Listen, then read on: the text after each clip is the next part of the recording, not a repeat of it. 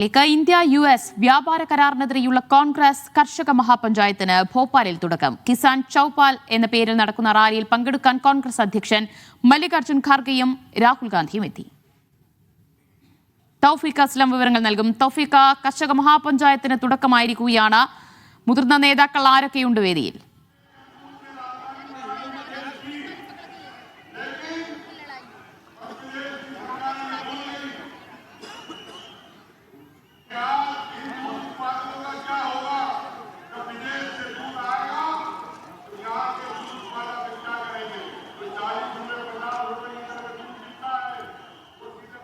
തൗഫീഖ്, കേൾക്കാമോ? India US വ്യാപാര കരാറിനെതിരെയാണ് കർഷക രോഷം ഭോപ്പാലിൽ അണപൊട്ടി ഒഴുകുന്നത്. കോൺഗ്രസിന്റെ നേതൃത്വത്തിലാണ് മഹാപഞ്ചായത്ത്.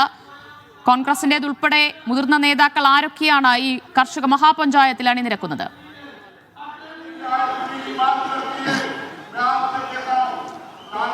ദിവ്യ, കോൺഗ്രസ് അധ്യക്ഷൻ മല്ലികാർജുൻ ഖാർഗെ, രാഹുൽ ഗാന്ധി ഉൾപ്പെടെയുള്ള നേതാക്കൾ അല്പസമയം മുമ്പാണ് ഈ വേദിയിലേക്ക് എത്തിയത്. നിരവധി നേതാക്കൾ ഉൾപ്പെടെ ഈ കോൺഗ്രസിന്റെ മഹാപഞ്ചായത്തിൽ പങ്കെടുക്കാനായിട്ട് ഇവിടെ എത്തിയിട്ടുണ്ട്. അതുകൂടാതെ വിവിധ കർഷക സംഘടനാ നേതാക്കളും കർഷകരും ഉൾപ്പെടെയാണ് ഈ പ്രതിഷേധത്തിൽ ഇന്നിപ്പോൾ അണിനിരന്നിരിക്കുന്നത്.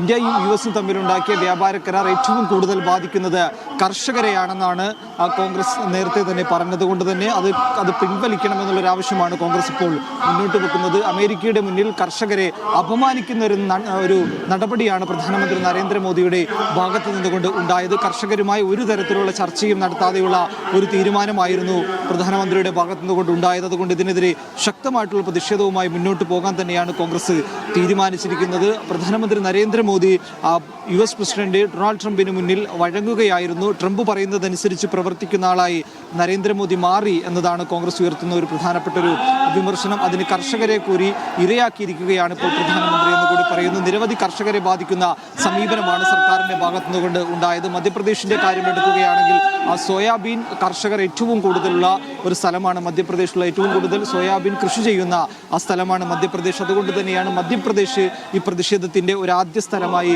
കോൺഗ്രസ് തെരഞ്ഞെടുത്തത്. മധ്യപ്രദേശിന് ശേഷം ബീഹാറിലും ജമ്മു കാശ്മീരിലും മഹാരാഷ്ട്രയിലുമെല്ലാം സമാനമായ രീതിയിലുള്ള പ്രതിഷേധ പരിപാടികൾ കോൺഗ്രസിന്റെ ഭാഗത്തു നിന്നുകൊണ്ട് ഉണ്ടാവുകയും ചെയ്യും. രാഹുൽ ഗാന്ധി അല്പസമയത്തിനകം തന്നെ ഈ വേദിയെ അഭിസംബോധന ചെയ്ത് സംസാരിക്കും. ഇപ്പോൾ മധ്യപ്രദേശ് കോൺഗ്രസ് അധ്യക്ഷനാണ് ഇപ്പോൾ സംസാരിച്ചു കൊണ്ടിരിക്കുന്നത്.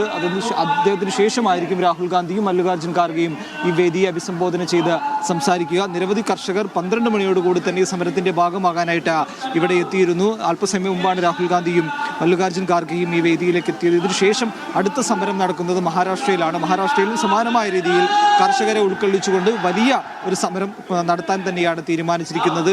ഈ കരാറുമായി ബന്ധപ്പെട്ട് വലിയ രീതിയിലുള്ള വിമർശനങ്ങൾ ഉയർന്നിട്ടും ആ വിമർശനങ്ങളൊന്നും ഉൾക്കൊള്ളാതെ കർഷകരെ ഒരു തവണ പോലും കേൾക്കാതെയുള്ള ഒരു ഡീലായിരുന്നു പ്രധാനമന്ത്രിയുടെ ഭാഗത്തു നിന്നുകൊണ്ട് ഉണ്ടായത്. അതുകൊണ്ട് ഇതിനെ അംഗീകരിക്കാൻ സാധിക്കില്ല. കർഷകരെ കേൾക്കണം, കർഷകരെ പ്രയാസങ്ങൾ മനസ്സിലാക്കിക്കൊണ്ടുള്ളൊരു നിലപാട് മാത്രമേ പ്രധാനമന്ത്രിക്ക് സ്വീകരിക്കാൻ സാധിക്കുകയുള്ളൂ. അതല്ലാതെയുള്ള ഏതൊരു കാര്യത്തെയും എതിർക്കുമെന്ന് കൂടി കോൺഗ്രസ് നേതൃത്വം അറിയിച്ചിട്ടുണ്ട്. അതിന്റെ ഭാഗമായിട്ടാണ് ഇത്തരത്തിൽ രാജ്യവ്യാപകമായിട്ടുള്ള ഒരു പ്രതിഷേധത്തിലേക്ക് കോൺഗ്രസ് പോകാനുണ്ടായ ഒരു സാഹചര്യം. വരും ദിവസങ്ങളിലും സമാനമായ രീതിയിൽ ഒരു വ്യാപക പ്രതിഷേധവുമായി തന്നെ കോൺഗ്രസ് മുന്നോട്ട് പോകും. താരിഫിന്റെ ഇപ്പോൾ കർഷക മഹാപഞ്ചായത്താണ് ആരംഭിച്ചിട്ടുള്ളത്, തുടക്കമായിട്ടുള്ളത്. മുതിർന്ന നേതാക്കളൊക്കെ തന്നെ എത്തിയിട്ടുണ്ട്. ഈ മഹാസമ്മേളനത്തിന് പിന്നാലെ തന്നെ കർഷകരുടെ റാലിയും സംഘടിപ്പിക്കുന്നുണ്ടോ?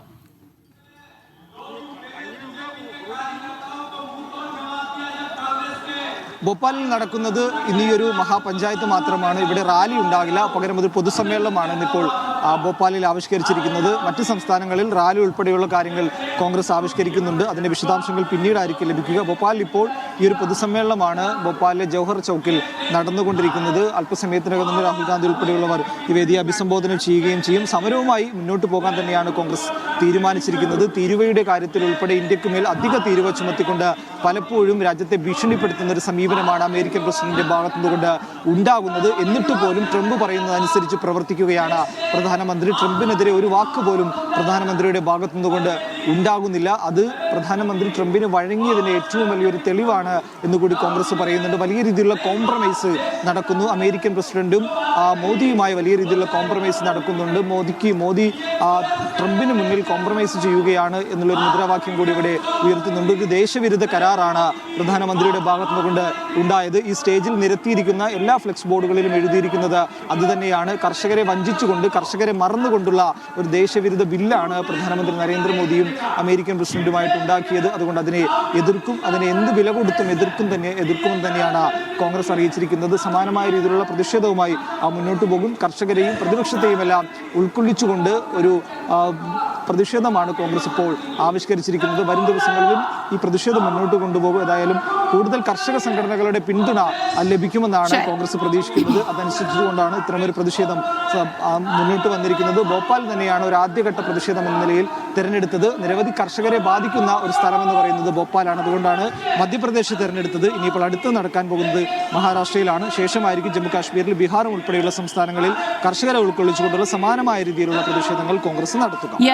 ഇന്ത്യ US വ്യാപാര കരാറിൽ കേന്ദ്രത്തിനെതിരെ പ്രതിഷേധം ശക്തമാക്കുകയാണ് കോൺഗ്രസ്. ഭോപ്പാലിൽ കർഷക മഹാപഞ്ചായത്തിന് തുടക്കമായിരിക്കുന്നു. മല്ലികാർജ്ജുൻ ഖാർഗെ, രാഹുൽ ഗാന്ധി ഉൾപ്പെടെയുള്ളവർ വേദിയിലെത്തിയിരിക്കുകയാണ്. വിവരങ്ങളാണ് ഭോപ്പാലിൽ നിന്ന് തൗഫീഖ് അസ്ലം നൽകിയത്.